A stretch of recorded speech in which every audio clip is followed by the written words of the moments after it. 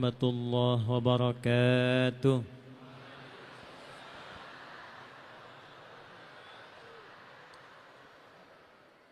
Alhamdulillahilladzi allafa baina qulubina fa asbahna bi ni'matihi ikhwana. Wassalatu wassalamu ala rasulillahi alladzi bittiba'i sunnatihi syarifati asbahna lil muttaqina imama. Fasalawatullahi alaihi wa salamuhu tam ala habibina wa sayyidina wa nabiyyina Muhammadin wa ala alihi wa sahbihi wa dhurriyyatihi wa ummatihi ila yaumil mi'adi alladhi huwa amama wa ba'd. Yang mulia para alim ulama, guru-guru kita yang hadir di kesempatan siang hari ini, semoga Allah senantiasa menjaga, menyehatkan dan memuliakan mereka semua.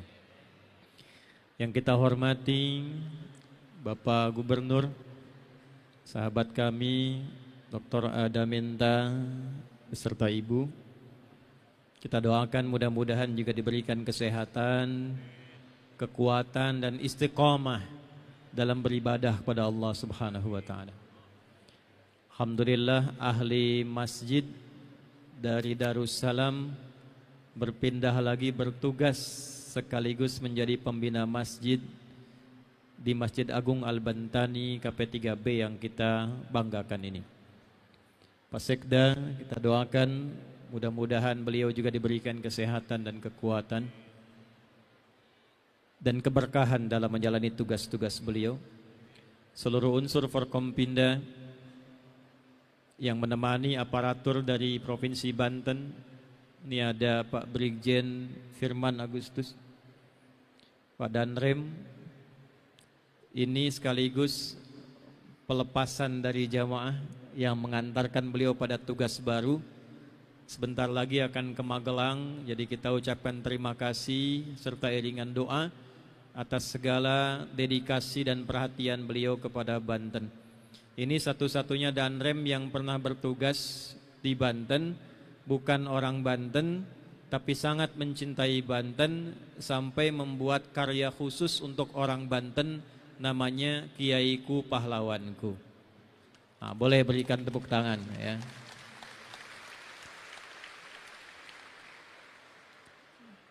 Ada Dan Lanal ini ya, Komandan Landasan Angkatan Laut, Kolonel Arifin Rahman ya, Arif Rahman. Mudah-mudahan beliau disehatkan juga, diberikan kekuatan untuk mengawal laut-laut yang ada di selimuti Banten. Amin. Ini spesial siang ini ada sosok perempuan hebat, langka. Karena jarang-jarang ada dubes di Timur Tengah perempuan. Beliau ini seorang muslimah, semangatnya tinggi. Di sela-sela tugasnya di Indonesia sengaja mampir ke majlis kita di Banten ini. Dubes luar biasa dan berkuasa penuh Indonesia untuk Kuwait, Ibu Lena, Mirlena silakan berdiri, Bu Dubes. Nah, boleh berikan tepuk tangan ya. Sekaligus beliau membawa kabar baik. Jadi langsung tadi saya sedikit agak tembak karena beliau membawa kabar beasiswa pendidikan di Kuwait. Saya akan minta kuota khusus untuk Banten ya Bu ya. Amin ya Allah. Nanti kita akan minta orang Banten insya Allah bisa belajar di Kuwait. Amin. Ya. Tapi pulang harus bahasa Arab, jangan pulang bahasa Pandeglang, bahasa Menes, bahasa Serang ya. Pulang-pulang dari Kuwait siraknya masih muncul tuh. Apa kabar semuanya, sehat? Alhamdulillah. Baik. Yang pertama, sebelum kita mulai pengajian kita siang ini, kita ingin antarkan dulu Pak Gubernur. Ini beliau saya tahu padat. Tadi sudah rapat paripurna, tetap ingin mempersamai acara, tapi 3:30 mesti ada di Jakarta. Kita doakan kalau nanti di pertengahan beliau pamit, insya Allah lancar, kegiatan lancar, dan kembali ke Banten untuk memimpin Banten dengan baik. Pak Gub nanti senyamannya saja ya. Baik, sampai selesai nggak apa-apa. Bapak Ibu sekalian, Isra Mi'raj. Kita bagi 5 pembahasan ini dalam waktu yang cukup singkat dan padat. Dan kelimanya insya Allah jarang dibahas dalam pengajian-pengajian Isra Mi'raj. Saya akan mulai dengan informasi sejarah dulu. Isra Mi'raj didahului oleh peristiwa sejarah yang membawa hikmah yang sangat dalam. Justru dengan hikmah dan peristiwa itulah Isra Mi'raj terjadi. Jadi kalau tidak ada peristiwa-peristiwa ini yang mengantarkan Nabi pada satu keadaan di satu tempat yang langsung turun undangan melalui malaikat Jibril yang diawali dengan rentetan peristiwa-peristiwa ini. Ada 3 peristiwa penting yang berlangsung di tahun 11 sampai 12 kenabian dan kerasulan Nabi Muhammad SAW. Setahun sebelum beliau hijrah ke Madinah Al-Munawwarah di tahun 621 Masehi.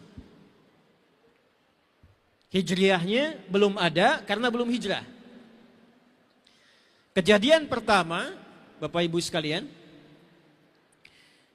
dakwah Nabi Muhammad SAW yang membawa satu misi perbaikan. Yang kedua, membawa nilai-nilai pengetahuan. Yang ketiga, membawa nilai-nilai kemajuan. Dihafalkan 3 ini ya. 1, ada misi yang membawa perbaikan. Jadi Nabi membawa tugas, dalam tugasnya apapun yang disampaikan di tempat manapun, beliau dipimpin, dipandu oleh Allah, diberikan wahyu untuk melakukan perbaikan di lingkungan masyarakat di tempat manapun beliau berdakwah. Gimana caranya jadi orang baik? Pekerjaannya baik, orangnya menjadi orang baik, lingkungannya menjadi lingkungan yang baik, sehingga nanti ketika awalnya punya sifat jahiliyah, dengan dakwah Nabi berubah menjadi khairu ummah. 1. 2, ada nilai-nilai pengetahuan baru yang diajarkan. Nabi datang dipandu oleh wahyu, mengajarkan bagaimana cara berpakaian yang baik, mengajarkan bagaimana cara minum yang baik, mengajarkan bagaimana cara belajar yang baik, ilmu yang baik, dari bangun tidur sampai dengan tidur kembali. Sehingga orang-orang yang belajar dengan Nabi dalam bidang pengetahuan, tidak ada satupun yang masuk madrasah Nabi kecuali mereka menjadi pakar di bidangnya masing-masing. Kalau bidangnya ekonomi, jadi orang paling kaya. Kalau bidangnya ilmu, jadi orang paling pintar. Bahkan ada seorang sahabat yang belajar dari Nabi bagaimana cara menguasai bahasa asing. Hanya 3 hari setelah belajar itu mampu menguasai bahasa asing. 3 hari. 3, Nabi mengajarkan prinsip-prinsip nilai-nilai berkemajuan. Bagaimana dengan ilmu itu, dengan akhlak itu, kembali ke daerah masing-masing, membangun daerahnya supaya maju, berkembang, dan bermanfaat. Saya ambil contoh. Nabi hijrah dari Mekah kemana? Yathrib. Saya ingat ya. Nabi hijrah dari Mekah kemana? Yathrib. Madinah belum ada. Madinah itu belum ada. Hijrahnya Nabi dari Mekah ke Yathrib dulu, itu bukan Madinah sekarang.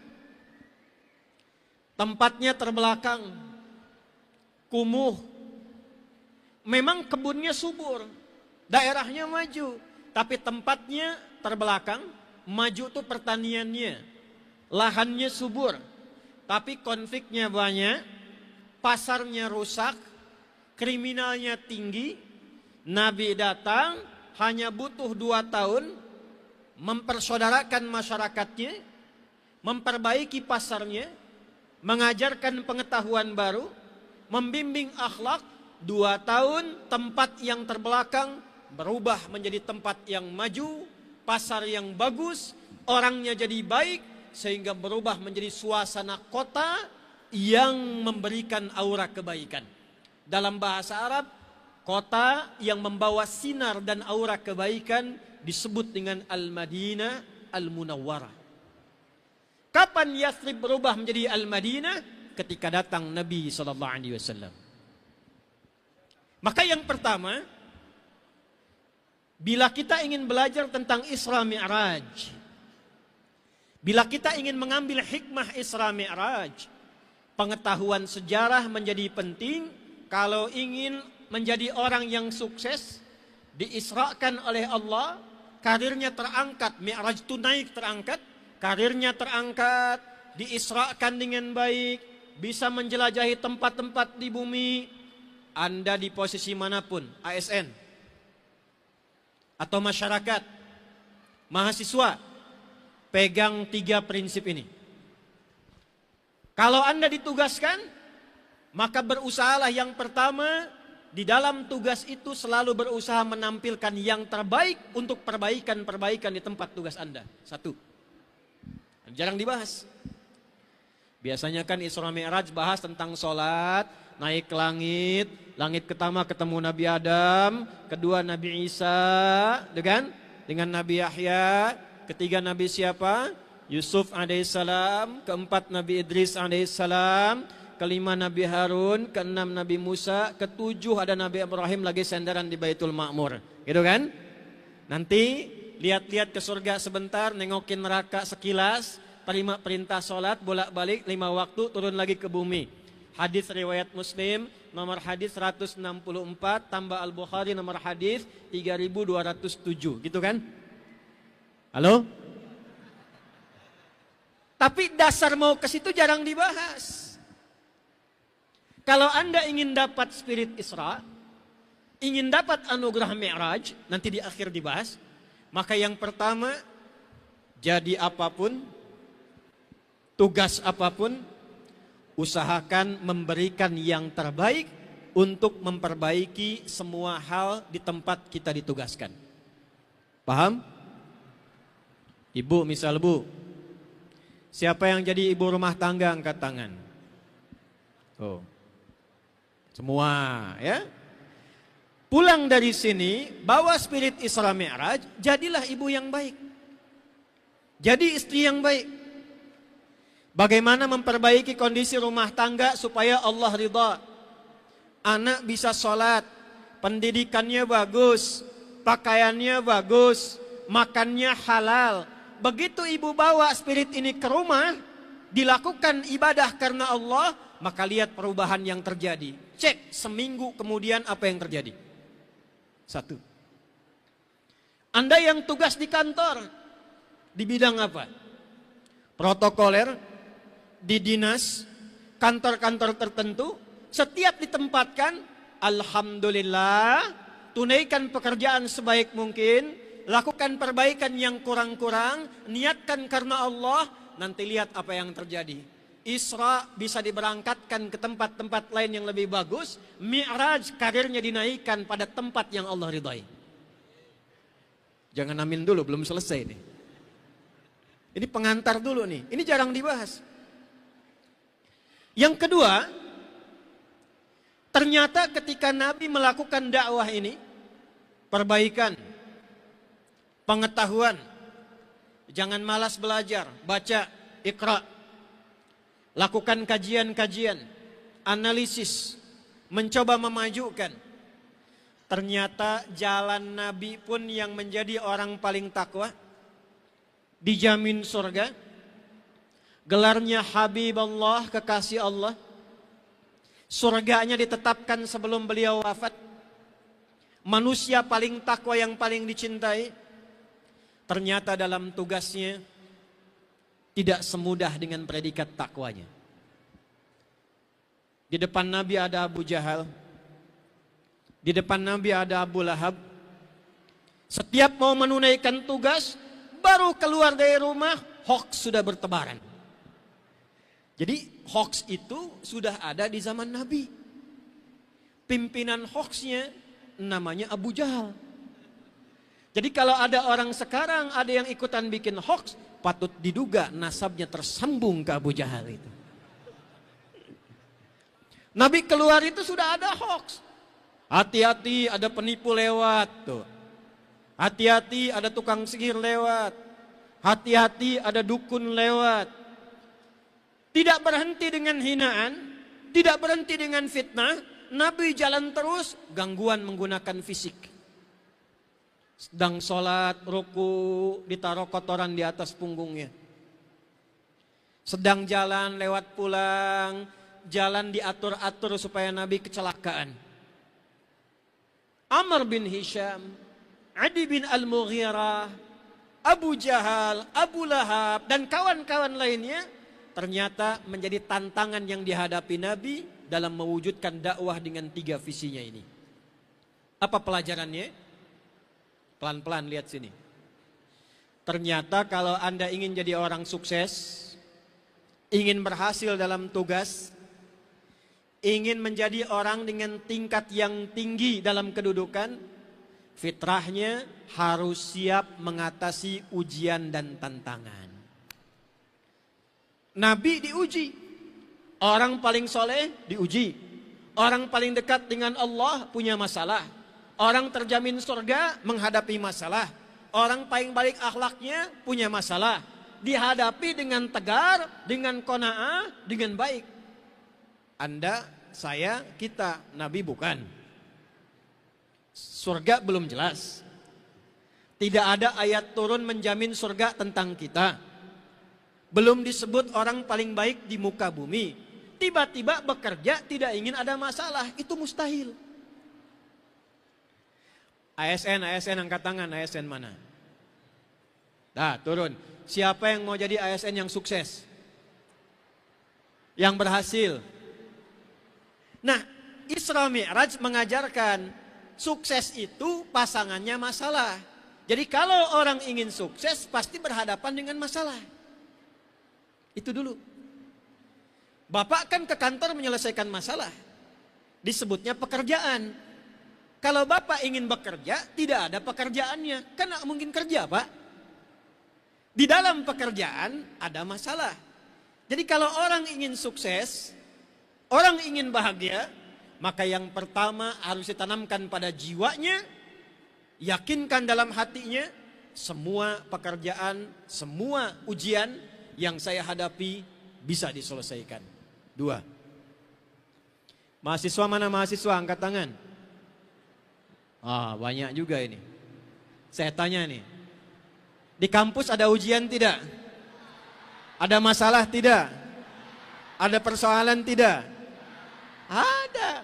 Nah, kalau Anda ingin sukses, IPK Anda ingin bagus, masuk kampus berarti Anda sudah siap menghadapi masalah itu. Jadi kalau tidak ingin ujian, gak usah masuk kelas. Kalau tidak ingin Anda menghadapi masalah, gak usah masuk kampus.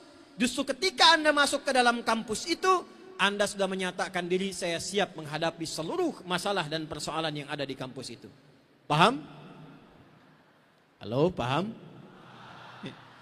Ini kita belum mulai nih, saya baru mau qadimah. Makanya saya agak cepetin, agak semangatin karena belum mulai. Sampai jam berapa kita? Oke, alhamdulillah. Panitia tolong catat yang ini sampai maghrib nih ya. Saya 2:30 pulang nih. Maghrib lah, awas loh. Ini yang ini nih. Bapak Ibu sekalian, yang mau saya sampaikan prinsip Isra Mi'raj itu 1. Sebelum sampai ke Isra Mi'raj, Nabi ditampakkan oleh Allah berbagai macam persoalan untuk menguji kesungguhan Nabi dalam berdakwah. Yang nanti dengan kesungguhan ini akan tampak anugerah Allah berupa Isra dan Mi'raj itu. Jadi pelajaran pertama, apapun yang dianugerahkan oleh Allah kepada kita berupa tugas, hadapi dengan sungguh-sungguh dan semangat yang baik. Materinya bukan itu. Ternyata dalam menghadapi tugas ini, Nabi mendapatkan 2 hikmah dari Allah yang menjaga tugas-tugas beliau itu selalu mudah dan nyaman dilewati. Nah, ini pesan penting ya. 1, kalau Nabi sedang bertugas di luar rumah, itu ada sosok yang selalu menjaga beliau, menemani beliau, melindungi beliau, dan memastikan pekerjaan beliau, tugas beliau berlangsung dengan mudah dan sukses. Dialah paman Nabi yang bernama Abu Thalib. Siapa namanya? Jadi kalau ada orang yang hendak ganggu Nabi, beliau pasang badan. Ada orang yang menyoal Nabi, beliau langsung yang diplomasi. Bahkan ada orang yang ingin mengancam Nabi, membunuh Nabi, beliau yang menjadi tamengnya Nabi SAW. Sehingga ketika beliau akan bertugas, ada ancaman, ancaman bisa redup, bisa hilang sebelum Nabi datang. Ada yang mau ganggu di luar, Nabi dakwah, ada orang mau ganggu, yang ganggu bisa tidak tampak di hadapan Nabi karena munculnya sosok Abu Thalib. Maka hikmah yang kedua disampaikan pada kita, berusahalah dalam pekerjaan mencari teman yang baik. Tuh Pak, di kantor Pak, cari teman yang baik, yang tipikalnya bisa membersamai Anda, membantu Anda, memudahkan tugas Anda. Kalau ada gangguan dia bisa datang membantu. Kalau ada kesulitan dia hadir meringankan kesulitan Anda. Ditugaskan dimanapun, cari teman yang seperti ini. Niscaya pekerjaan apapun yang diamanahkan pada kita, insya Allah bisa ringan dan mudah untuk dijalankan. Bapak nih Pak Sekda sudah berapa tahun tugas tuh, dinas? Sudah ketemu belum teman yang begitu tuh? Coba dicek. Begitu mau berangkat tugas, data sudah siap. Jalan sudah mudah. Rencana-rencana di lapangan sesuai. Antara yang dibuat dengan yang disiapkan dan diterapkan di lapangan, itu bisa sama. Kan bisa jadi beda ya Pak ya. Makanan bergizi gratis. Dari sininya gratis, di lapangan cari teman yang baik. Dari atas gratis sampai ke bawah gratis, anggaran 10.000 sampai ke bawah 10.000, kualitasnya sama. Cari teman yang baik.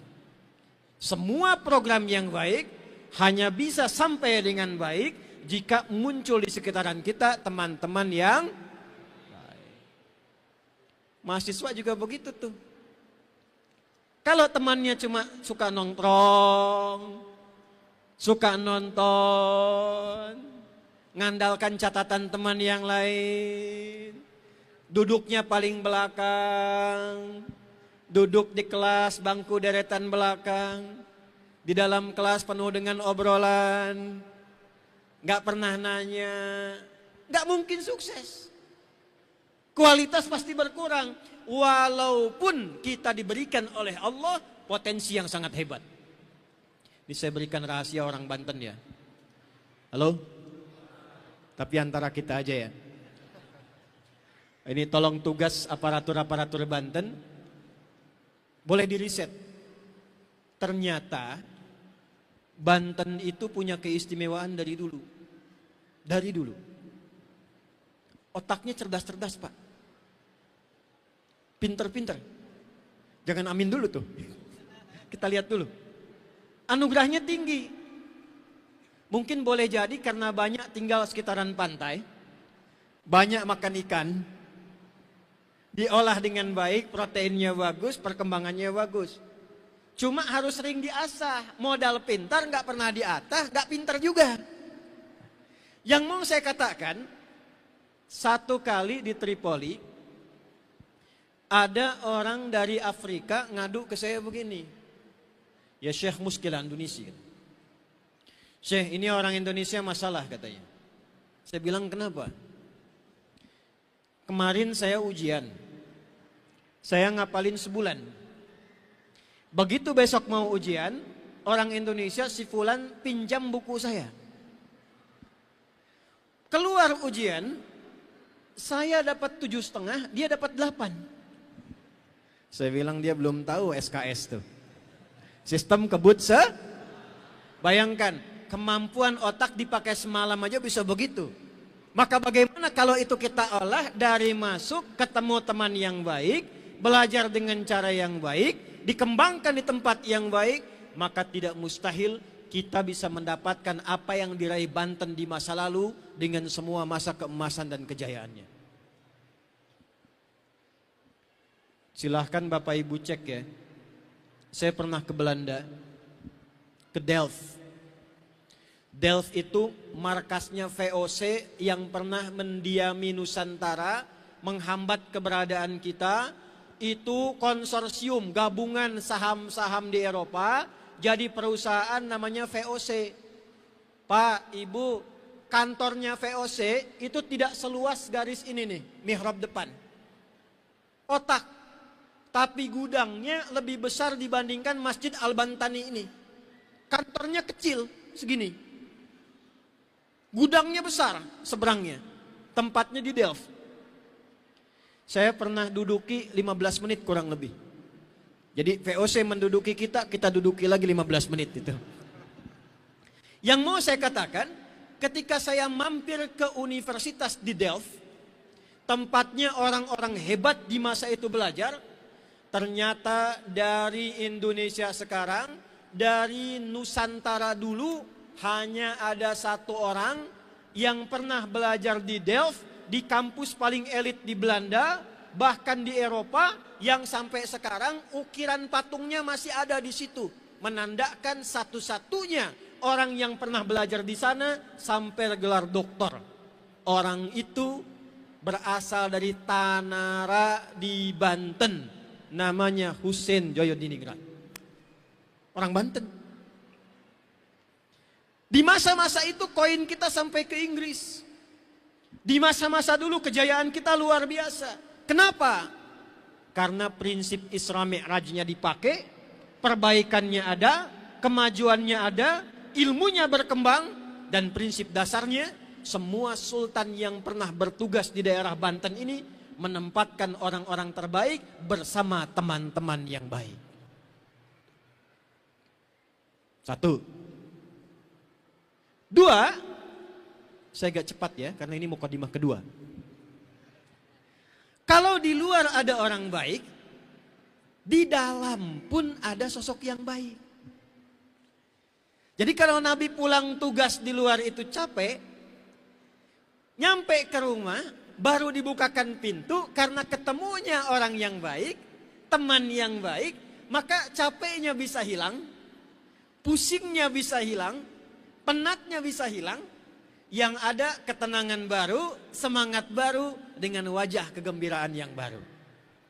Saya kasih contoh nih. Al-Bukhari.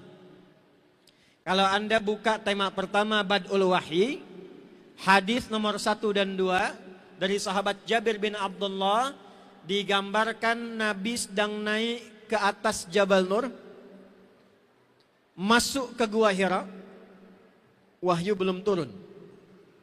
Setelah periode Iqra, waktunya siang begini. Nabi putuskan pulang dulu ke rumah.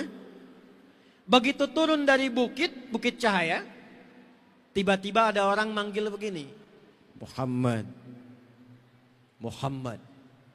Beliau nengok ke depan tidak ada, ke belakang kosong, kanan kiri tidak ada sosok.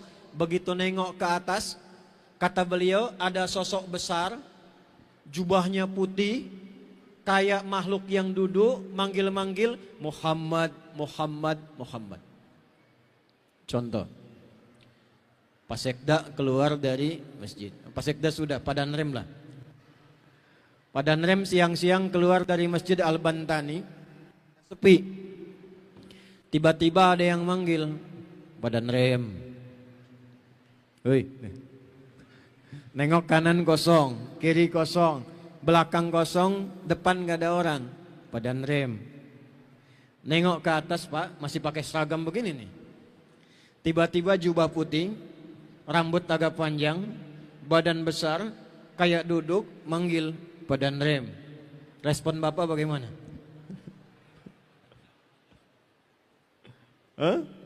Siap, ada apa Pak? Kata Nabi bagaimana? Faru'ibtu minhu. Karena saya belum kenal, belum pernah melihat Jibril dalam wujud aslinya, faru'ibtu minhu. Maka bulu kudukku naik, ada rasa khawatir dalam diriku, aku mempercepat langkahku pulang ke rumah. Jadi Nabi menghindari sosok itu, cepat-cepat pulang ke rumah. Takut. Takut itu fitrah. Yang salah takut berbuat baik. Yang salah takut pada kebenaran. Tapi takut itu bagian dari fitrah kemanusiaan. Untuk menunjukkan senabi-nabinya, serasul-rasulnya, jangan sampai ada pengkultusan karena beliau pun seorang tapi manusia-manusianya, manusia yang paling istimewa dengan tugas yang paling istimewa. Sampai depan rumah, dibuka pintu. Ternyata yang buka pintu itu sosok yang paling memberikan keistimewaan dan ketenangan pada diri beliau. Begitu pintunya dibuka, baru lihat wajah istrinya, Sayyidah Khadijah radhiyallahu taala anha, itu setengah gelisahnya hilang. Bu, suami tugas ke rumah sedang gelisah, sedang bawa masalah. Lihat wajah istri, setengah masalah hilang. Tuh, bayang nggak? Suami ibu di kantor ada masalah, di jalan kena masalah, buka pintu lihat ibu, kira-kira gimana? Tambah masalah. Jadi di luar ada yang bantu pamannya Abu Thalib, datang ke rumah ada yang menenangkan, namanya Sayyidah Khadijah. Jadi sesulit apapun masalah di luar, datang ke rumah, Nabi katakan, zammiluni, zammiluni, selimuti aku, selimuti aku. Begitu dibawa beliau, diselimuti oleh Sayyidah Khadijah, dibisikkan di telinganya dengan indah. Kalau bahasa kita begini, sayang, engkau itu orang baik, tidak ada musuh, engkau penguat anak yatim, penyandang orang-orang susah, penyambung silaturahim, yakinkan pada hatimu yang paling dalam, aku akan bersamamu dalam suka dan duka. Sayyidah Khadijah. Kapan ibu bilang gitu terakhir sama suami itu? Jadi masalah di luar sepelik apapun sampai ke rumah tenang bu. Dan ini rahasia rumah tangga. Kenapa di Al-Quran sakinah didahulukan sebelum mawaddah? Coba lihat Quran surah 30 ayat 21. Wa min ayatihi an khalaqalakum min anfusikum azwaja litas kunu ilaiha wa ja'ala bainakum mawaddah. Kenapa sakinah dulu sebelum mawaddah? Samara, sakinah, mawaddah, dan kenapa sakinah duluan?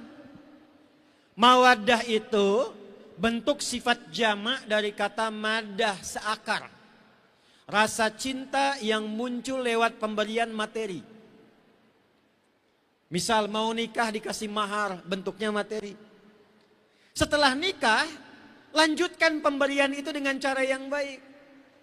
Istri ulang tahun, suami datang, kasih senyum, mama selamat milad.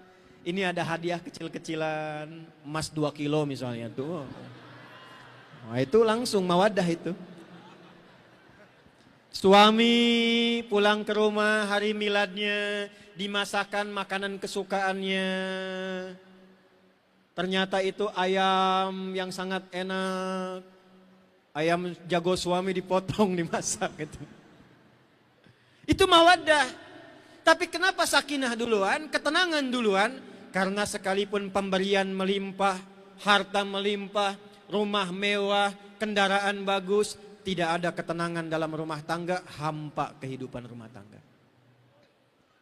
Ini saya tanya Bu Dubes nih. Ibu pilih mana? Kaya tapi gelisah atau miskin tapi tenang? Tidak ada pilihan ketiga, awas ya. Apalah saya tuh. Ayo, kaya tapi gelisah atau miskin tapi tenang? Bu, pilih mana Bu? Tuh, anggar we ibu-ibu mah kita tuh. Kaya tapi nah, jika terjebak pada dilema di antara dua cinta, pilih yang ketiga katanya. Bikin status tuh. Nah, Nabi begitu. Di luar beliau ada perlindungan, di dalam ada kasih sayang. Sehingga tugas di luar sesulit apapun, di rumah tetap tenang. Presiden kita dulu Pak Habibie, tugasnya luar biasa. Tapi kalau ke rumah selalu tenang. Ternyata ada Ibu Ainun yang selalu menenangkan di sampingnya. Sehingga sulit lupa. Didahului oleh istri, selalu menyempatkan, datang, disebut nama. Demikianlah kehidupan yang nyaman. Tapi ternyata maaf saya cepat, di tahun yang sama 621 Masehi, setahun sebelum hijrah ke kota Yathrib, usia Nabi SAW 52 tahun. Di tahun yang sama, beda bulan sedikit, meninggallah paman Nabi Abu Talib dan meninggal pula istri Nabi tercinta Sayyidah Khadijah radhiyallahu taala anha di waktu yang sama, Pak. Bu. Jadi yang biasanya Nabi keluar berdakwah, tugas, ada yang nemani, ada yang jaga, sekarang yang jaga tidak ada. Abu Jahal merasa bebas. Abu Lahab merasa bebas. Jadi yang dulunya mau ganggu, ada yang menghalangi, sekarang mudah, mencaci langsung depan mata. Mengancam langsung di hadapan wajah Nabi.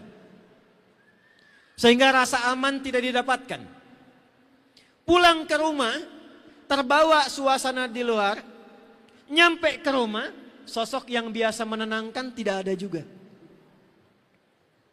Akhirnya Nabi melihat barangkali kalau di Mekah tidak kondusif, yang menghina tidak bisa dihentikan, yang mengancam sudah mulai makin berani, maka beliau mencoba, mungkin di Taif ada orang-orang yang masih baik menerima dakwah. Maka berangkatlah ke Taif. Dari Makkah ke Taif kurang lebih kalau pakai mobil kecepatannya agak tinggi 2 jam. Jalannya bisa berbukit-bukit, naiknya ke atas gunung. Saya pernah napak tilas berangkat dari Makkah menuju Taif ke lokasi Nabi pernah berada di situ. Itu medannya luar biasa sulit, jalannya tidak mudah. Mendaki bukitnya juga terpalnya luar biasa, terjalnya juga rumit, di setiap tingkatan kadang-kadang hewannya itu juga tidak bersahabat. Anda naik ke atas bukit Taif, Anda lemparkan apel satu, seketika rombongan Son Goku naik ke atas tuh. Monyet naik ke atas. Itu kalau nggak dikasih ngejar Anda, Pak. Bukan mau nanya kemana wae. Dia nyari itu, ada tas dia ambil. Jadi kebayang kalau yang sekarang masa kini demikian adanya, bagaimana di masa lalu? Masa kan cuma 5. 3 kita hadapi, kita ambil hikmahnya, kita terapkan, yang 2 abaikan. 3 itu masa lalu, masa kini, masa depan. Yang 2 masa iya dan masa gitu. Itu abaikan. Ayo bikin status tuh. Rekam. Ke Taif.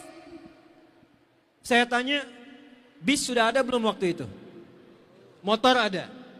Sepeda ada. Jadi pilihannya apa yang dilakukan Nabi? Jalan kaki. Didampingi anak angkat beliau pada masa itu, anak adopsinya, Zaid bin Harithah. Berangkat, nyampe di Taif, ternyata hoax lebih dulu sampai ke Taif sebelum Nabi datang. betapa canggihnya hoax zaman jahiliyah.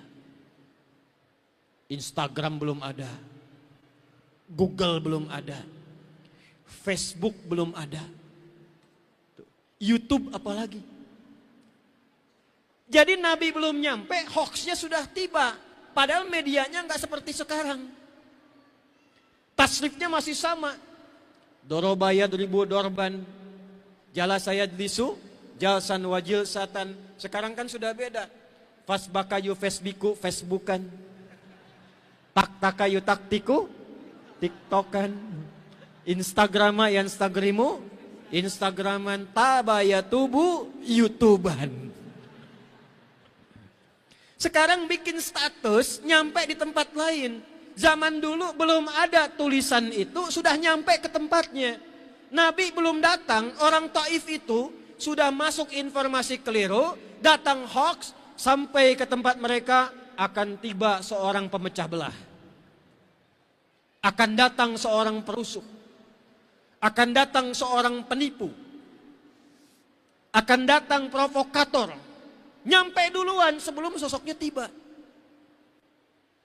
Jadi kalau ada orang bangga sekarang bikin hoax dengan media sosial, dia kalah jauh oleh orang jahiliyah. Sebelum orangnya tiba, hoaxnya sudah sampai tanpa media yang kita kenal dengan sekarang. Makanya disebut jahiliyah, pakar dari segala bidang keburukan dan kriminal. Pakar. Gak usah saingan, gak akan lulus. Nih saya tanya nih. Awas nih. Tapi kalau ada ngaku aja, mumpung ada padan rem, padan lanel tuh, ya. Di Banten ada yang mabuk nggak? Ayo ngaku sih. Nggak ada ya, alhamdulillah. Kalau ada yang mabuk, jahiliyah itu, yang pemula, yang prematur, itu mabuknya 5 kali dalam sehari. Pemula. Begal, ada begal di sini begal? Tidak ada ya. Tapi ada begal, di Banten ada. Hah? Di Indonesia masih ditemukan begal. 1, 2 di jahiliyah, kalau ada begal nggak tanggung, sekampung begal semua. Betul. Ada kampung dulu namanya Gifar. Gifar itu terkenal kampung begal. Pemimpinnya namanya Jundub bin Junadah. Kalau lewat situ tidak setor, barang habis. Gifar. Orang yang dari Gifar disebut Al-Ghifari. Tuh yang namanya Al-Ghifari itu berarti kampung begal. Dulu sebelum masuk Islam, begitu Jundub pimpinannya masuk Islam, membawa Islam ke Ghifar, itu sekampung berubah dari ahli begal, berubah menjadi orang Islam yang baik, ada yang jadi ustadz, jadi kiai, ahli hadis, sampai mereka bangga dengan nama kampungnya. Maka diviralkanlah dengan nama kampung itu, dihilangkan nama aslinya. Jundub bin Junadah, tidak terkenal. Tapi kalau datang kemanapun, dia akan mengatakan, Ana al-Ghifari. Maksudnya apa? Sayalah dari Ghifar. Islam merubah kampung saya, yang tadinya banyak berandal, sekarang banyak orang soleh yang bahkan jadi kiai dan ustad-ustad. Jadi akhirnya nama al-Ghifari, nama kebanggaan. Tinggal tambah i di ujungnya saja. I itu daerah. Kita punya ulama besar Syekh Nawawi dari Banten. Syekh Nawawi Al-Bantani. Ada Syekh Ahmad Khatib dari Minangkabau. Syekh Ahmad Khatib Al-Minangkabawi. Syekh Abdul Somad dari Palembang. Syekh Abdul Somad Al-Palembangi. Yang dulu bukan yang UAS. Ada mufti kita di Timur Tengah. Anda dari mana? Oh, saya dari Cipocok. Asep boleh. Ke Mekah perkenalkan. Ana Asep Al-Cipocoki As-Serangi Al-Bantani. Al-Tetanggai bi Syekh Nawawi Al-Bantani. Nabi ke Taif. Begitu nyampe Taif, alih-alih diterima ternyata beliau dilempar. Ada yang lempar dengan kata-kata. Yang paling sadis begini, awas ada orang gila, awas ada orang gila. Jadi anak-anak langsung bawa batu dilempar. Nabi terkena, berdarah bagian tubuh beliau. Zaid langsung pasang tameng, Zaid juga berdarah. Maka dibimbinglah kemudian untuk beristirahat. Ayo kita menepi dulu. Istirahat di bawah naungan satu pohon. dalam satu kebun, sampai sekarang tempatnya masih ada. Kalau ke Taif, naik seberangnya ada masjid, naik satu menara, di depannya persis itu ada satu tempat yang Nabi pernah dipersekusi di sana. Maksud saya begini, Anda ditugaskan dimanapun, pasti akan menemui tantangan-tantangan. Nah, ibu ini dari Indonesia ke Kuwait, bukan berarti nggak ada masalah. Pasti banyak masalah. Anda yang tugas di Banten, mungkin gak semuanya orang Banten. Begitu ditugaskan, boleh jadi saat awal tugas masalahnya datang. Belum Anda datang, hoaxnya sudah bertebaran. Hati-hati nih, padan rem nih katanya. Wah, muncul, bisa jadi. Dan lanal hati-hati, bisa jadi. Awasek danu ayo namah kieu. Nah, padahal bertugas aja belum, Pak. Bisa jadi. Awas tuh, Pak Gunawan, PJ Bupati Lebak. Spesialis PJ, kalau datang nanti kita bisa berubah. Nah, bisa. Orangnya belum datang, informasinya sudah sampai. Bisa terjadi? Mungkin terjadi? Jangankan Anda, saya aja yang kiai, saya yang ustadz kena juga. Belum pengajian sudah ada level bid'ah. Pengajian siapa? Ustadz Adi, bid'ah tuh. Nah. Padahal nyampe aja belum. Kata Nabi akan datang satu masa saat ilmu mulai dicabut. Dicabutnya ilmu bukan dicabut biasa. Innallaha la yaqbidul ilma intiza'an yantazi'uhu minal ibad. Kalau Allah mengambil ilmu tidak langsung diambil ilmunya. Walakin yantazi'uhu biqabdil ulama. Tapi diambil dengan ulamanya satu-satu meninggal. Awas jagain ya. Kiai-kiai kita, tokoh-tokoh kita di Banten, karena Banten tuh pakunya Indonesia. Hati-hati, goyang sedikit, goyang Indonesia ini. Jaga, mesti kompak kita. Jangan sampai ada isu-isu memecah belah kita khususnya di Banten.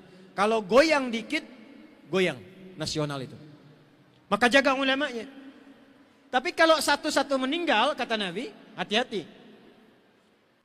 Biqabdil ulama hatta idza lam yabqa alimun. Riwayat lain lam yubqi alima. Sampai kalau sudah tipis pakarnya, tipis ulama benarnya, ittakhadan nasu ru'usan juhala. Akan muncul orang-orang tidak jelas, latar belakang yang enggak pernah ngaji, enggak jelas pesantrennya di mana, belajar agamanya di mana, tiba-tiba bisa jadi ustadz, jadi kiai, memberikan fatwa.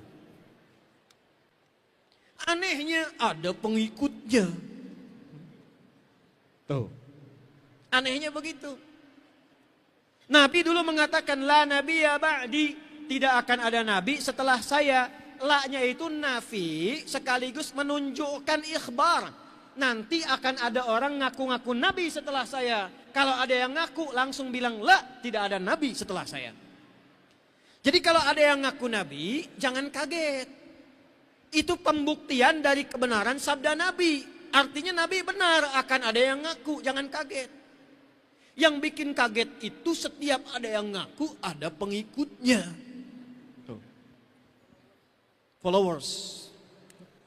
Tuh. Dulu IM, ngaku Nabi, mantan pelatih bulu tangkis. Ditangkap sama polisi kita, kenapa ngaku Nabi? Saya ke Bogor dapat wahyu Pak katanya. Bayang tuh. Orang ke Bogor dapat talas dia wahyu tuh. Ada ekstrim dikit ngaku malaikat. Udah meninggal LE dulu. Minta sama gubernur Jakarta yang tempo dulu untuk memfasilitasi Monas mendaratkan malaikat Jibril. Nah kebayang tuh. Ada pengikutnya. Tangkap sama polisi dihukum 6 tahun tuh. Polisi kita luar biasa, jangankan teroris, malaikat tangkap tuh. Ada pengikutnya.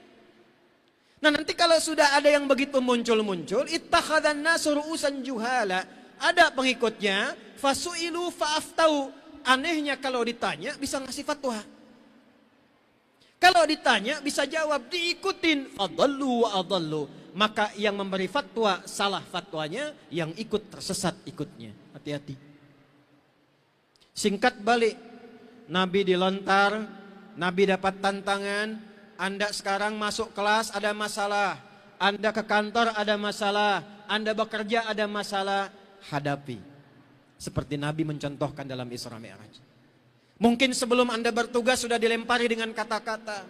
Kadang ada fitnah. Kadang ada rasa iri yang diungkapkan dengan cara yang tidak benar. Nabi pun pernah difitnah. Tidak ada ujian yang kita alami yang Nabi tidak mengalami. Itu enggak ada. Kita sakit, Nabi pernah sakit. Kita dihina, Nabi pernah dihina. Kita dicela, Nabi pernah dicela. Kita dilempar, bahkan Nabi dilempar batu dengan berdarah. Kita merasa diperangi, Nabi perang betulan. Semua level yang kita alami, Nabi pernah menjalaninya. Kenapa diizinkan oleh Allah? Supaya diberikan contoh lewat Nabi bagaimana cara mengatasi masalah itu. Kalau sedang dicela doanya apa? Kalau sedang kerja ada masalah zikirnya apa? Kalau sedang belajar ingin cepat paham bagaimana memohonnya, maka ditarik Zaid, jangan dibalas. Istirahat dulu di bawah naungan pohon. Pelajaran ketiga, datang malaikat. Jibril disertai malaikat dua malaikat penjaga 2 bukit di Taif. Permintaannya sederhana. Ya Rasulullah, mereka telah menyakiti engkau, menganiaya engkau. Angkat kedua tanganmu mohon kepada Allah supaya kami 2 malaikat penjaga bukit Taif mengangkat bukit itu, menghimpit mereka semua dengan bukit itu. Saya tanya sama bapak yang di sini nih. Bapak lagi tugas, dizolimi Pak. Difitnah, bapak dicaci, disudutkan. Terus bapak lagi itikaf di Masjid Al-Bantani, tiba-tiba datang 2 orang. Punya kedudukan, punya kekuatan, bilang sama bapak begini. Mana kemarin difitnah? Beja kau orang. Kamu difitnah, bilang sama saya selesaikan yang fitnah kamu sekarang juga. Saya tanya sama bapak, bapak kasih izin menyelesaikan atau bapak diamkan supaya tenang? Ayo saya. Nggak percaya saya. Selesaikan aja Pak, lebih cepat lebih baik. Proses. Ya. Kadang-kadang proses itu juga harus jernih. Kalau tidak jernih, bermasalah. Main pingpong, batnya bintik proses, masalah juga tuh. Balik sini. Apa jawab Nabi? La. Fa innahum qaumun la ya'lamun. Jangan. Mereka bersikap begitu kepada saya karena mereka belum tahu tentang saya. Yang belum tahu itu diberitahu, bukan disakiti. Mereka melakukan itu bukan karena niat ingin menyakiti, karena belum tahu saja. Belum tahu Islam, belum kenal saya. Kalau mereka kenal saya sebelum saya datang, tentu tidak akan menyakiti. Tentu tidak akan ada yang melempar karena belum tahu saja. Nah ini satu. Kalau Anda bekerja, Anda bertugas, baru datang ke tempat itu menerima sikap yang tidak baik, jangan langsung direspon dengan cara yang tidak baik lagi. Satu, pekerjaan Anda tidak akan selesai. Yang kedua, kehormatan Anda juga pasti akan runtuh seketika. Datang, menemukan masalah, Anda sudah mendapatkan penilaian yang tidak baik, buktikan dengan melawan itu semua dengan cara yang lebih baik dibandingkan dengan apa yang dituduhkan tadi. Maka Nabi katakan, saya bermohon kepada Allah, kelak di tempat ini doa, sunnah. Sunnah. Akan ada orang-orang yang kenal Islam, anak-anak masuk Islam, ibu-ibu masuk Islam, bapak-bapak masuk Islam, beriman berbondong-bondong dengan keislaman yang lebih baik. Sunnah ketiga doa. Nih saya tanya nih, yang baru promosi pindah nempati jabatan, sebelum tugas doa dulu enggak? Coba. Yo saya tes dulu ASN nih. ASN nih. Kalau masuk tempat baru kita akan bertugas, doa apa yang dibaca? Ada doanya. Ini meminta kepada Allah supaya tempat yang dipijak baik, orang-orangnya menerima kita dengan baik, pekerjaan kita jadi baik, yang tidak baiknya terjauh dari kita, itu ada doanya. Dan doa ini salah satunya pembukanya nanti dalam peristiwa pengantar Isra Mi'raj ini. Nah, ke depan jadi doa sunnah yang dibukukan. Allahumma inni as'aluka khairaha wa khaira ahliha wa khaira ma fiha wa inni a'udzubika min su'i ahliha wa su'i ma fiha wa su'iha. Ya Allah, saya meminta kepadamu agar tempat tugas saya yang baru, di tempat saya bekerja, tempatnya baik. Satu, orang-orangnya baik, perilakunya baik. Aku berlindung kepadamu jika di tempat ini ada yang kurang baik. Jauhkan aku dari pengaruh-pengaruh yang tidak baik atau keburukan yang belum tampak di hadapanku.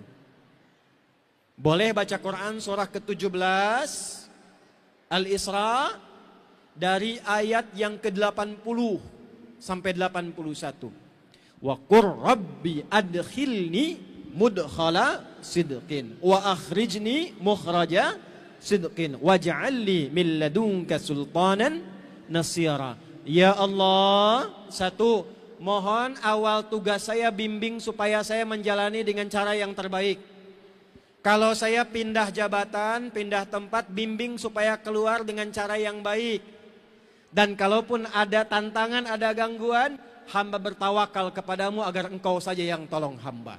Nabi dengan Zaid beristirahat dalam naungan satu pohon, lalu perhatikan kalimatnya.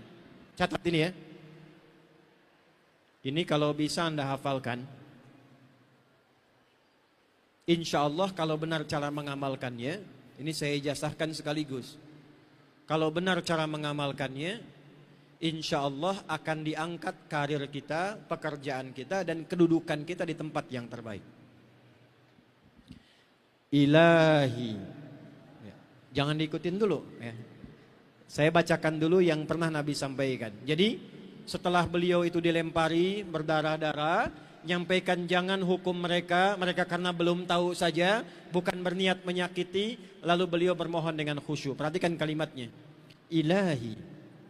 Ila man takiluni a ila qaribin yu'limuni am ila ba'idin yu'dhini fa ana radin ma lam takun ghadiban ilayya wala hawla wala quwwata illa billahil aliyyil azim atau kama qala sallallahu alaihi wasallam. Ilahi, ya Allah, Tuhan yang paling mengerti aku. Ila man taqiluni, setelah peristiwa aku disakiti di Mekah, di Taif aku dilempari, kemana lagi engkau akan tugaskan aku untuk berdakwah? A ila qaribin yu'limuni, ataukah engkau perintahkan tempatnya dekat dari sini dan di situ aku akan disakiti lagi? Aku siap ya Allah. Am ila ba'idin yu'dhini, ataukah tempatnya mesti lebih jauh dari sini dan di situ pun aku akan disakiti lagi? Aku ridha ya Allah. Malam takun ghadiban alayya, yang penting engkau tidak marah kepadaku. Mau tugas di mana enggak apa-apa ya Allah. Tempatnya jauh, alhamdulillah. Tempatnya dekat, alhamdulillah.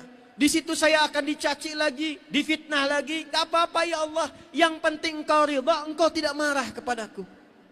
La haula wala quwwata illa billahil aliyyil azim. Hamba hanya ditugaskan, semua engkau yang tetapkan, tidak ada kekuatan, tidak ada daya kecuali dikembalikan kepadamu ya Rabb. Kalimat inilah yang mengantarkan turunnya undangan Isra dan Mi'raj. Kalimat terakhir. Nabi bilang gini, tempatnya dekat atau masih jauh ya Allah? Kalaupun harus disakiti lagi, saya ridha. Begitu kalimat itu keluar, subhanalladzi asra bi'abdihi laila minal masjidil haram ilal masjidil aqsa alladzi barakna haulahu linuriyahu min ayatina innahu huwas sami'ul basir. Kenapa ada di ujung ayatnya innahu huwas sami', maha mendengar? Karena Allah mendengar jeritan hati Nabi, tawakal Nabi, qanaah Nabi, menerima dengan keadaan Nabi, didengar oleh Allah. diberikan perjalanan yang terbaik dari apa yang dimintakan Nabi. Tidak ada yang dekat Muhammad, tidak ada yang jauh seperti yang engkau gambarkan ya Muhammad. Aku berikan hadiah kepadamu, engkau aku berikan hadiah jalan-jalan ke tempat yang belum pernah dituju dan disinggahi orang. Dengan cara yang tidak biasa, di waktu yang tidak biasa, transportasi alatnya istimewa, ke tempat paling istimewa, dalam situasi yang sangat istimewa. Kalau ada orang pakai onta waktu itu, onta paling mahal, Nabi hewannya khusus buruk namanya. Kata Nabi, warnanya putih, lebih tinggi dari keledai, tapi lebih rendah dari kuda. Itu kalau dia melihat, sekali lihat, disitulah tempat berhenti. Abdi hoyong ka carita naik buruk. Begitu lihat carita langsung tiba. Jadi buruk itu kendaraan secepat kilat yang dilihat ke situ langsung sampai. Malam dijalankan di semua tempat yang pernah disinggahi kafilah, Nabi lihat dari atas. Ini suku A sedang di sini, kabilah B sedang di sini. Ini yang kehilangan unta merah, ini yang sedang minum. Ditampakkan dari atas kelihatan. Singgah di Masjidil Aqsa, sholat ngimamin para nabi dan rasul. Nabi dan rasul semuanya sholat di belakang Nabi, diimami oleh Nabi Muhammad SAW yang tidak pernah terjadi sebelumnya selama 12 tahun bertugas sebagai Nabi dan Rasul.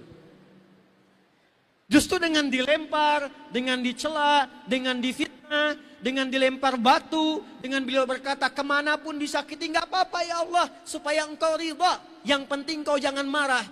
Diperjalankan ke tempat yang lebih hebat yang tidak pernah dilalui oleh siapapun pada masa itu. Semua berdiri di belakang Nabi sholat. Apa selesai sampai situ? Tidak. Diangkat beliau. Di hadis Muslim, di Al-Bukhari, malaikat ditugaskan dibelah dulu dadanya Nabi Muhammad, diambil hatinya, dicuci dengan air zam-zam. Ada yang mau umrah? Bukan saya kasih hadiah, maksudnya ada yang mau berangkat umrah enggak bulan ini? Ada. Kalaupun enggak ada umrah tapi ada zam-zam, ini saya doakan, saya ijazahkan doanya. Ini dari hadis Muslim, Allahumma, enggak apa, boleh ikuti. Allahumma imla qalbi imanan wa hikmatan. Allahumma imla qalbi imanan wa hikmatan. Itu salah satu doa sebelum minum air zam-zam. Setelah itu minum. Itu fungsinya membersihkan hati dari semua penyakit kotor, menambah keimanan dan kecerdasan. Nabi saat dicuci hatinya dengan air zam-zam, dibersihkan oleh malaikat, didoakannya itu, tambahkan kepada hati ini hikmah dan iman. Nah, dengan bekal itulah kemudian naik Mi'raj. Jadi sebelum peristiwa Mi'raj itu dadanya dibelah, dibersihkan dulu. Diangkatlah kemudian statusnya oleh Allah, dinaikkan. Selama ini para nabi bertugas di bumi, belum tahu alam langit bagaimana. Maka dinaikkan Nabi Muhammad, satu-satunya nabi dan rasul yang ditampakkan oleh Allah kekuasaan di semua alam langit dan bumi. Bumi sudah tampak, dinaikkan ke langit. Langit pertama, kedua, ketiga, tembus yang ketujuh sampai Sidratul Muntaha, di puncak karir tertinggi. Jadi kalau bahasa kitanya begini, Isra perjalanan. Ini yang tugas-tugas sekarang kan bisa jadi nggak di Banten saja. Diperjalankan bisa misalnya ke Sulawesi, bisa ke Kalimantan, kayak Budubes ke luar negeri, bisa. Itu Isra. Tapi bagaimana cara mendapatkan Isra yang baik? Tugas di tempat yang baik, sukses tugasnya, melihat tempat-tempat yang indah, pemandangan yang bagus. Salah satunya profesionalah dalam bertugas. Jangan banyak mengeluh.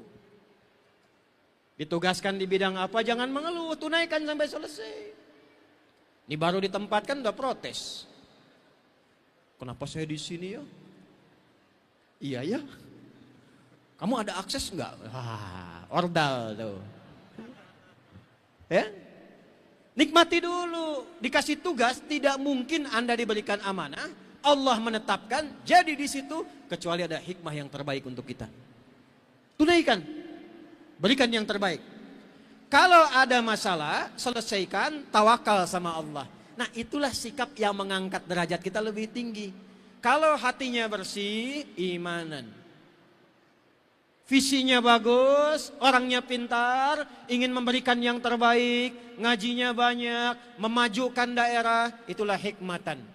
Orang-orang yang hatinya bersih, programnya bagus, visinya bagus, membawa kemajuan, kesejahteraan, mi'raj, diangkatlah derajatnya oleh Allah seperti Nabi pernah ditunjukkan oleh Allah Subhanahu wa taala. Walaupun enggak sama posisinya dengan Nabi, tapi maknanya serupa. Maksudnya sama-sama diangkat dengan derajat tinggi sesuai dengan porsinya masing-masing.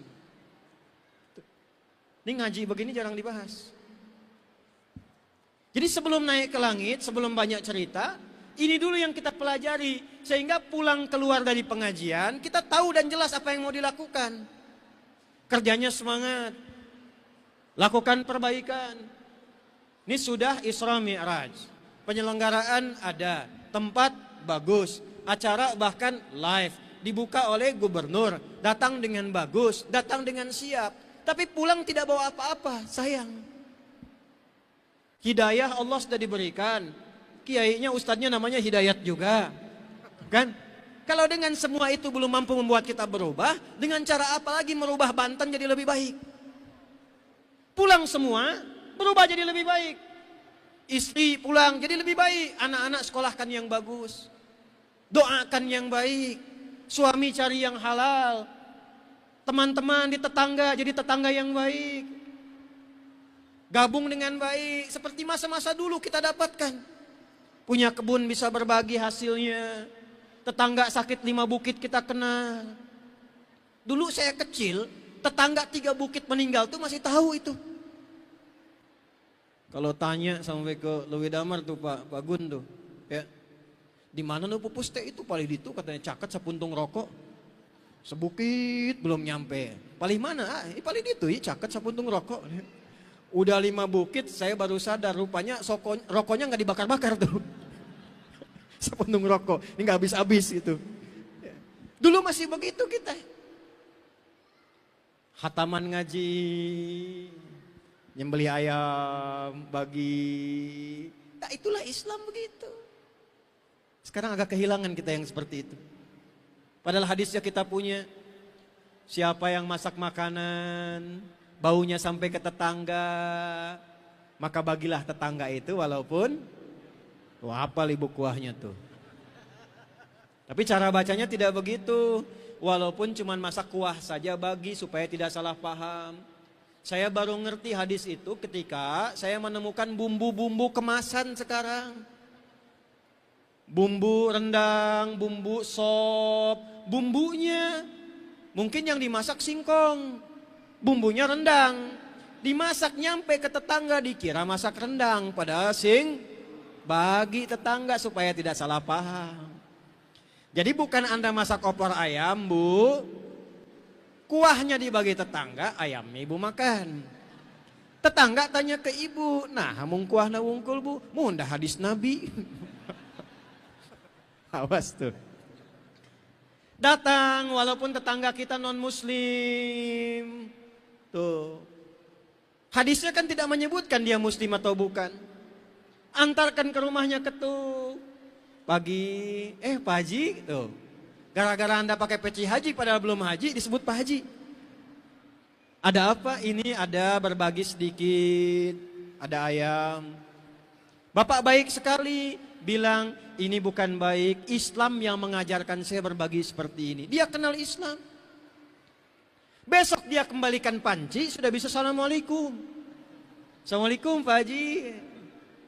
Mau mengembalikan panci sekaligus nanya, kira-kira hari ini Islam mengajarkan lagi enggak berbuat baik? Apa-apa. Tuh coba. Punya kebun, awas musim rambutan nih sebentar lagi. Ya, udah masuk ya. Kalau rambutan di tempat Anda, karena di Banten masih banyak kebun, pohon. Kebunnya keluar wilayah Anda, itu hakun mustarak, hak bersama milik orang yang lewat. Jangan marah. Tapi biasanya orang Banten masih sopan, Bu Haji, punten. Nah. Dan gak ada yang merah rambutan di Banten itu. Ya, baru kuning udah habis. Nyambung ke pekarangan tetangga, sebelum dia minta datangi. Assalamualaikum Bu, salam Pak. Ini ada pohon rambutan. Iya, saya tahu punya Bapak kan. Betul, pohonnya punya saya. Tapi buah yang kebagian Ibu punya Ibu. Jangan tunggu Ibu minta, jangan sampai kebagian sampahnya nggak menikmati buahnya. Aturan dari mana itu? Islam mengajarkan kita berbagi. Alhamdulillah. Tapi tolong catat, itu tumbuhan saja, hewan tidak berlaku. Penting saya sampaikan, takutnya ayam andalan Pak Sekda main ke tetangga, belum paham hukum ini, dikira sama dengan pohon rambutan. Dia sembelih itu ayamnya. Punten dah Pak Sekda. Ya. Paham sampai sini? Jadi spirit yang pertama Isra Mi'raj mengajarkan kepada kita, satu, tidak ada hidup yang tidak ada masalah. Semua hidup yang kita alami pasti akan berhadapan dengan persoalan. Masalah itu diciptakan oleh Allah bukan ingin membuat hidup kita bermasalah, bukan. Tapi supaya meningkatkan kualitas hidup kita agar kemampuan kita keluar. Sebab kalau tidak ada masalah, kemampuan hebat yang ada dalam diri kita itu tidak bisa dikeluarkan dengan baik. Ya, sabar lawannya apa? Marah. Kenapa Allah ciptakan marah? Bukan ingin membuat manusia pemarah, bukan. Supaya sabar muncul. Sebab kalau tidak ada amarah, sabar nggak akan ketahuan. Coba ya, Bapak pulang ke rumah sekarang, pulang. Nyampe depan rumah, ibu langsung bilang, Pak sabar ya Pak, sabar. Gitu. Nggak ada hujan, nggak ada angin, nggak ada apa-apa, ibu bilang sabar ya Pak. Itu pasti suami bilang gini, Mama sehat. Jadi ketika suami marah, dititipkan amarah pada suami, bukan ingin menjadikan suami pemarah, Bu. Tapi supaya meningkatkan kesabaran pada diri ibu, sehingga mampu mengatasi persoalan di depan yang kita belum tahu lebih tinggi kadarnya dari masalah yang kita hadapi sekarang. Jadi yakin, kalau sedang menghadapi masalah, rumus yang kedua, tidak ada persoalan yang tidak bisa kita selesaikan. La yukallifullahu nafsan illa wus'aha. Yakin bisa. 3, ini penting. Cari teman yang baik di luar rumah termasuk di dalam rumah. Yang sedang kuliah, cari teman yang baik. Yang sedang bekerja, cari teman di kantor yang terbaik. Yang belum nikah, siap-siap cari yang baik. Ini para orang tua saya nasihatin ya. Kalau cari menantu, usahakan mungkin di era sekarang cari yang dekat dengan Quran. Cari yang dekat dengan Quran. Kalau sudah dekat dengan Quran, insya Allah Quran aja disayang apalagi anak ibu. Ya. Quran aja disayang apalagi anak bapak dan ibu sekalian. Dulu ada kiai punya anak cantik. Saya dengar ceritanya ada teman bercanda saja. Yang tertarik 3 orang. Kiainya pintar di tesnya Quran. Datang, kamu siapa nak? Saya Torik Pak katanya. Baca surat At-Torik. Baca lancar gitu. Yang kedua datang lagi, kalau adik siapa? Saya Anas Pak katanya. Baca surat An-Nas. Yang ketiga belum ditanya udah pucet misalnya. Kalau adik siapa? Saya Imron Pak, cuman panggilan sehari-hari Kulhu. Rupanya dia punya visi yang sangat jauh ke depan ya. 4, ridho dengan takdir Allah. Ditugaskan dimanapun, ada keadaan apapun, ridho dan selesaikan. Yang kelima, kalau ingin Isra dan Mi'rajnya sempurna, maka oleh-oleh yang dibawa oleh Nabi dalam peristiwa Isra Mi'raj, itulah bekal Isra Mi'raj yang sesungguhnya, yaitu sholat. Apa itu? Jadi Nabi melewati peristiwa tadi, dipersekusi, dihina, dilempar, difitnah, dilempar pakai batu, jalan ke Palestina, sholat di situ, naik langit pertama, kedua, ketiga, ketujuh, Sidratul Muntaha. Puncaknya melewati ini semua untuk apa? Untuk umatnya. Supaya bawa oleh-oleh, umatnya mengamalkan oleh-oleh itu, berubahlah jadi orang yang baik, dengan takdir yang baik, dan mudah mengatasi semua persoalan kehidupan. Jadi kalau oleh-oleh ini kita lakukan dalam kegiatan keseharian kita, yang sulit-sulit dihilangkan oleh Allah. Yang berat diringankan. Karir dinaikkan dengan cepat. Yang kurang baik diperbaiki. Oleh-oleh apa itu? Salat. Apa namanya? Salat. Jadi pejabat sampai jadi gubernur, sukses kelihatan karirnya, tapi tidak sholat, belum baik menurut Allah. Punya harta, rumah megah, kendaraan melimpah, tidak sholat, belum baik menurut Allah. Maka karunia Allah diberikan. Muhammad tunjukkan sallallahu alaihi wasallam sholat 5 waktu. Berapa waktu? Berapa waktu? Bu, 5 ini kalau ditunaikan sama pahalanya dengan 50. Umat Nabi Musa sholatnya 50 kali sehari. Kita ketika diberikan 5, Allah sampaikan 1 kali sholat nilainya 10. 2 kali sholat berapa? 3 kali sholat? 5 kali sholat? 50. 5 kali kita sholat dalam sehari, itu pahalanya sama dengan 50 kali kita menunaikan sholat. 50. Tapi rahasianya bukan itu. Ini masih ada waktu enggak? Ayo masih aja. Maghrib lah ya. Oh baik. 10 menit lagi ya. Kecuali ini sampai maghrib nih. Tolong catat. Bulan Rajab loh, hati-hati loh. Maghrib. Sholat 5 waktu. Ya. Lanjut aja Mang, gak apa-apa. Kalau pengajian saya jualan es gak apa-apa. Lanjut. Aman. Terus. Beli esnya, beli. Supaya ikut ngaji juga. Udah jangan direkam, sini. Habis ini rame, potong videonya ntar nih. Astagfirullah. Ya balik sini. 5 waktu kalau ditunaikan dengan baik dan benar, maka akan membawa 5 keutamaan. Makanya kenapa 5 waktu, tempatnya, waktunya berbeda, setiap pergantian waktu dalam sehari. Subuh, siang, sore, menjelang malam, sampai malam sebelum tidur. Kenapa sampai 5 waktu? Apa hikmah manfaatnya? Kalau benar dilakukan sholatnya, kita akan dianugerahi 5 keutamaan yang tidak diberikan pada orang yang tidak sholat. 1.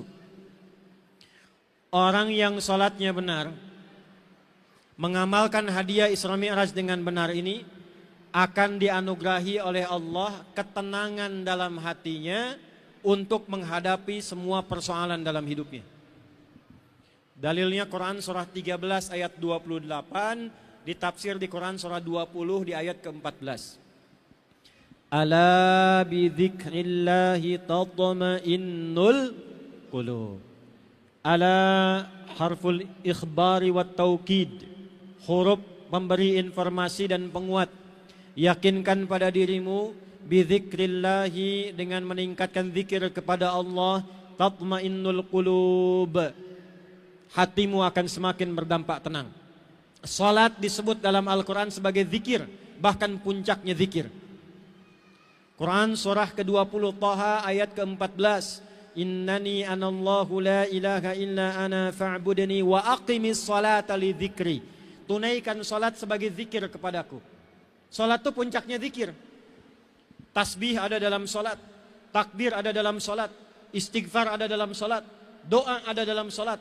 Doa disebut zikir dalam Al-Quran surah ke-7 ayat 205. Kita subhanallah, alhamdulillah, Allahu Akbar, zikir. Quran surah ke-4 ayat 103. Quran disebut dengan zikir. Quran surah ke-15 ayat yang ke-9. Ya, zikir. digabungkan semua zikir ada dalam salat. Dalam salat kita baca Quran, dalam salat dibuka dengan takbir, dalam salat ada tasbih, dalam salat bahkan ada salawat, dalam salat semua bentuk zikir. Jadi kalau orang salatnya benar, yang Allah berikan pertama kali bukan dunia, bukan jabatan, ketenangan dulu dalam hatinya. Maka rumusnya apa? Kalau sedang tidak tenang, wudu, salat 2 rakaat. Ini ASN sekitaran sini, ya, KP3B nih. Sedang ada masalah, masjid besar, luas. Ambil wudu, masuk masjid, salat 2 rakaat. Walaupun solusi belum datang, tapi hati Anda semakin tenang. Dimasuk kantor itu tenang.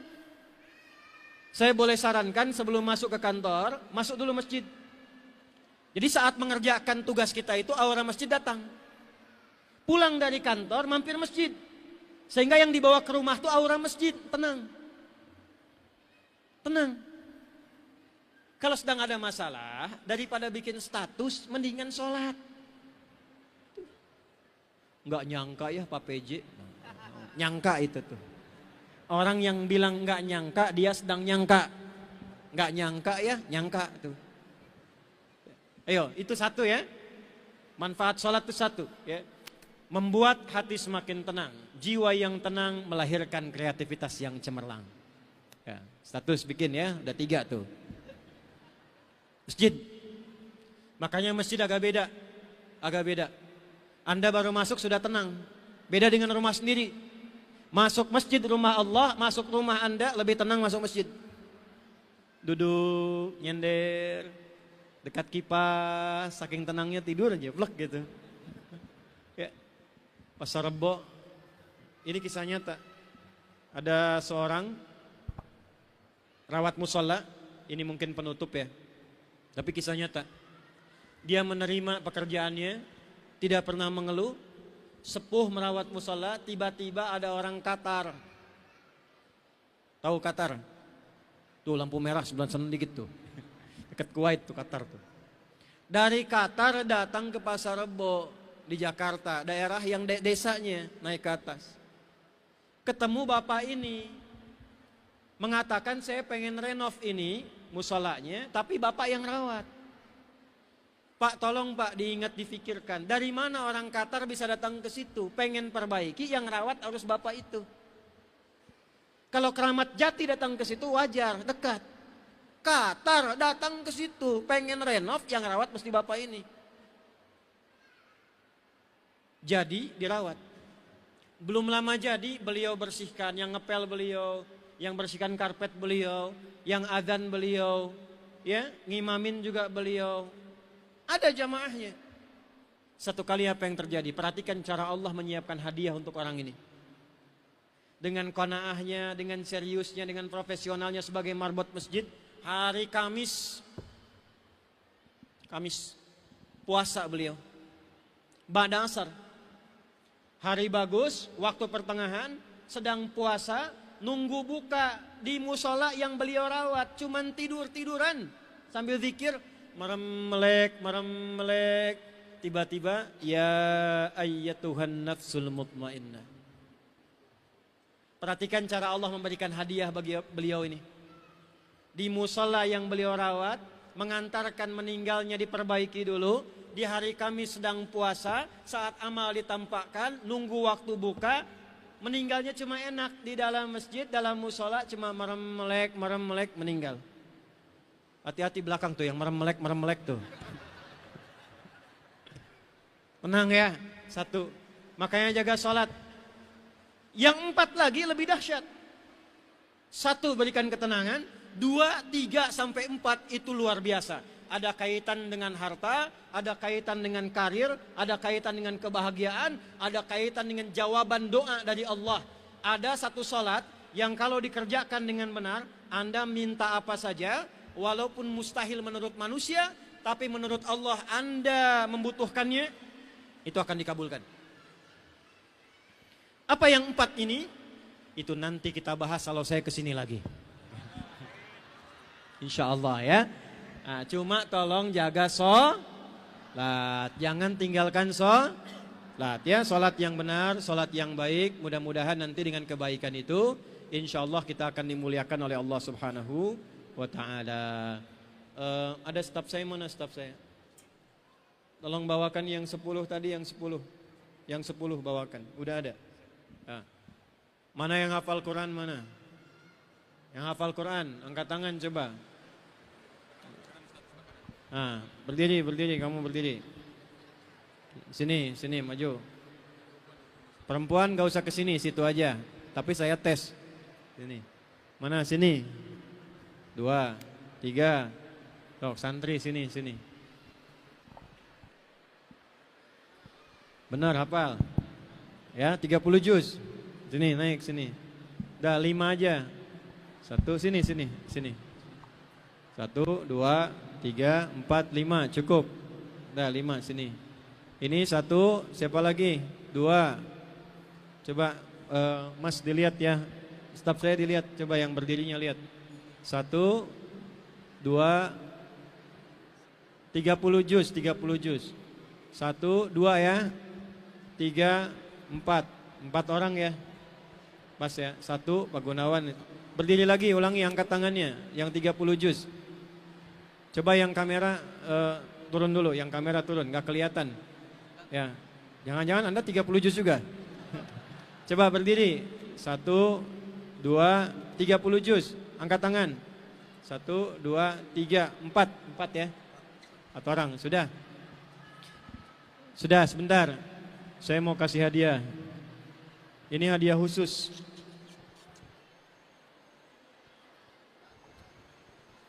Di sini ini ada 3 buku.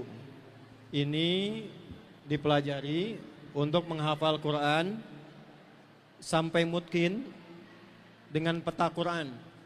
Jadi kalau nanti sudah hafal, insya Allah hafal dengan halamannya, dengan nomornya, dengan tempatnya, lokasi di mana. Jadi kalau nanti jadi imam, seakan-akan mushafnya ada di depan kita tuh. Ya, ini bisa ngebantu nanti untuk kuliah. Kalau sudah bagus, bahasa Arabnya bagus, nanti kita daftarkan ikut beasiswa ya, supaya kuliah di luar negeri ya. Nah, nanti pulang lagi ke Banten. Udah lulus belum SMA-nya? Berdiri. Udah lulus SMA udah? Bisa bahasa Arab gak? Nah, takalam Arabi ya? Insyaallah. Insyaallah. Mas muka? Ismi Imam At-Tirmizi. Min aina anta? Jitu min Serang, min Serang. طيب كم عمرك الآن؟ عمري الآن 21 سنة. طيب خلاص تخرجت في المدرسة في المعهد ولا فين؟ في معهد Manhaj Sadat Lebak, Rangkas Bitung. وأنت bisa bahasa Arab? Nanti langsung dibawa sama Ibu Dubes ini. Qalilan Ustaz. Qalilan wa ma utitu minal ilmi illa qalila. Bacakan ayatnya. Yas'alunaka 'anir ruh.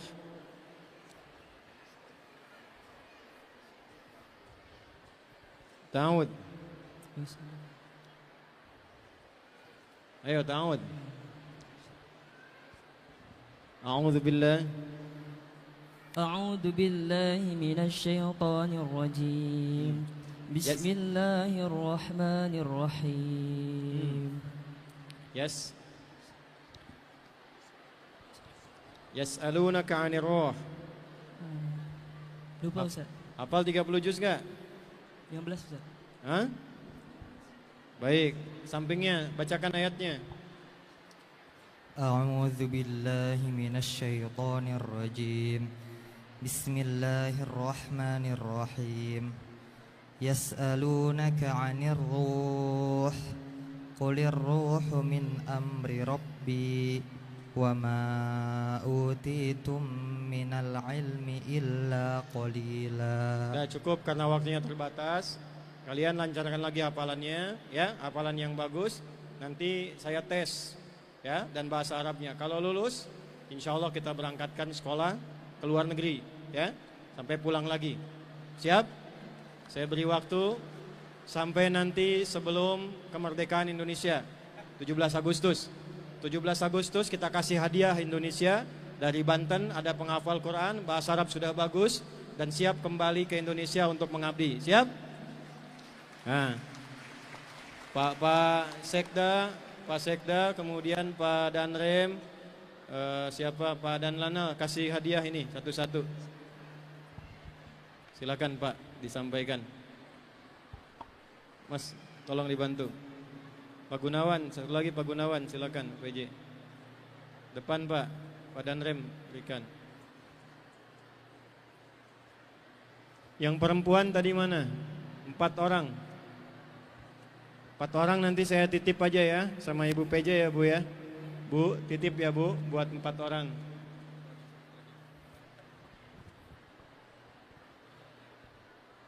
Itu lagi.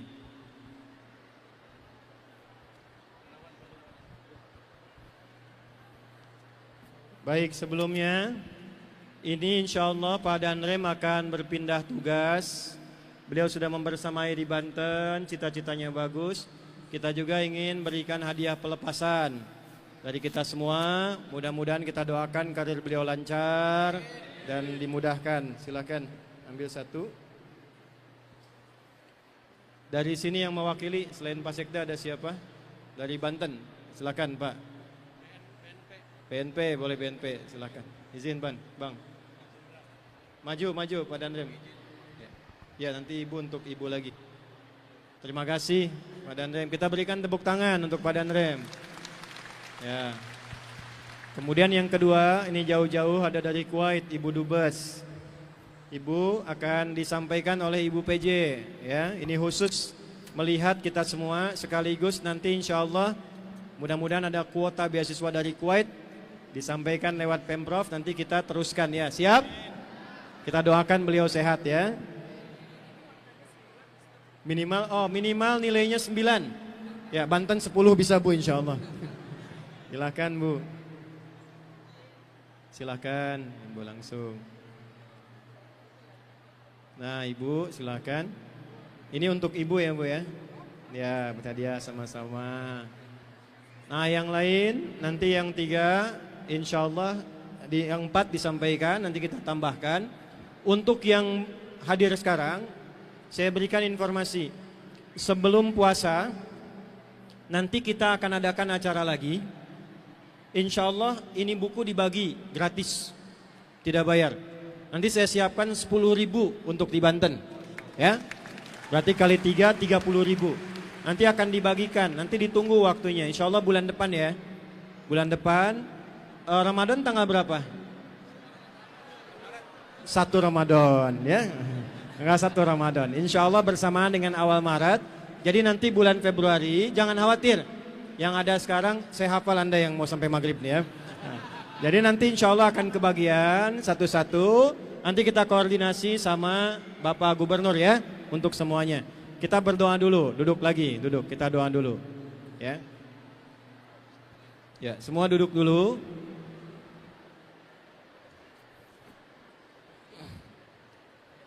Gak usah rebutan, gak ada pohon pinang ya. Duduk aja dulu, kita doa dulu. Nanti dibagi insya Allah. A'udzubillahi minasyaitonirrajim. Bismillahirrahmanirrahim. Alhamdulillahi rabbil alamin. Hamdan syakirin, hamdan na'imin, hamdan yuwafi ni'amahu wa yukafi'u mazidah. Ya Rabbana lakal hamdu wa lakal syukru kama yanbaghi li jalali wajhikal karim wa li'azimi sultanik. Allahumma salli wa sallim barik ala habibikal karim rasulikal mustafa al-amin sayyidina Muhammadin wa ala alihi wa sahbihi ajma'in. اللهم ربنا لا تدع لنا في مقامنا هذا وفي كل مقام ذنبا إلا غفرته ولا هما إلا فرجته ولا دينا إلا قضيته ولا مريضا إلا شفيته ولا حاجة من حوائج الدنيا والآخرة ولا فيها لك رضا وفيها لنا الصلاة إلا قضيتها يا أرحم الراحمين. اللهم احفظ محافظتنا Banten ya arhamar rahimin waj'alha baldatan thayyibatan wa anta tardaha. Ya Allah, mohon jaga Banten ini ya Allah menjadi provinsi yang Kau ridhai. Dijaga penduduknya, dimudahkan rezekinya, dijauhkan dari maksiat. Jangan biarkan ada yang datang ke pengajian ini membawa dosa kecuali Engkau gugurkan dosanya. Bila ada yang datang dengan kesulitan, mudahkan urusannya. Bila ada yang dililit utang piutang, limpahkan rezeki untuk melunasi utang-utangnya.